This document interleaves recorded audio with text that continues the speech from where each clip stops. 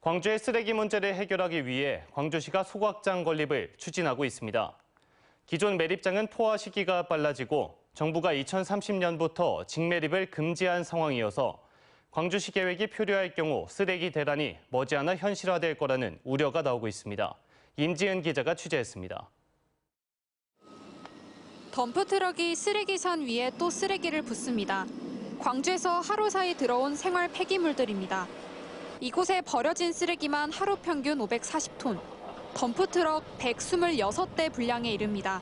올해는 541톤 일평균해서 1월에서 4월까지 541톤 정도 들어오고 있고요.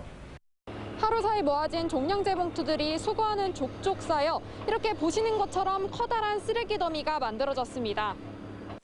그런데 이 매립장은 당장 다음 달이 되면 포화 상태에 이릅니다. 당초 2026년 7월까지 사용될 예정이었던 2-1단계 공구에 예상보다 빠른 속도로 쓰레기가 밀려 들어오면서 4년이나 빨리 가득 차게 된 것입니다. 20m 위로 2-2단계 매립장이 조성되고 2036년까지 쓰레기 매몰이 가능하지만 지금의 속도라면 그 이전에 모두 가득 찰 가능성이 높습니다. 특히 2030년부터는 정부 지침에 따라 직매립이 불가능해지면서 서둘러 소각장을 신설해야 하지만 말처럼 쉽진 않습니다. 지역 주민들의 극심한 반대에 직면할 수밖에 없기 때문입니다. 나주 SRF 열병합 발전소는 지역 주민들의 건강권 침해 문제로 여전히 팽팽한 대립이 이어지고 있고 6년 전에 상무소각장이 조기 폐쇄 조치된 것도 이런 이유입니다. 사실 건데 그런 것들 때문에 소각시설을 설치하면 안 된다. 이렇게 갈 수는 없잖아요. 시간은 자꾸 흐르는 가운데 소각장 신축만이 능사가 아니라는 지적도 나옵니다.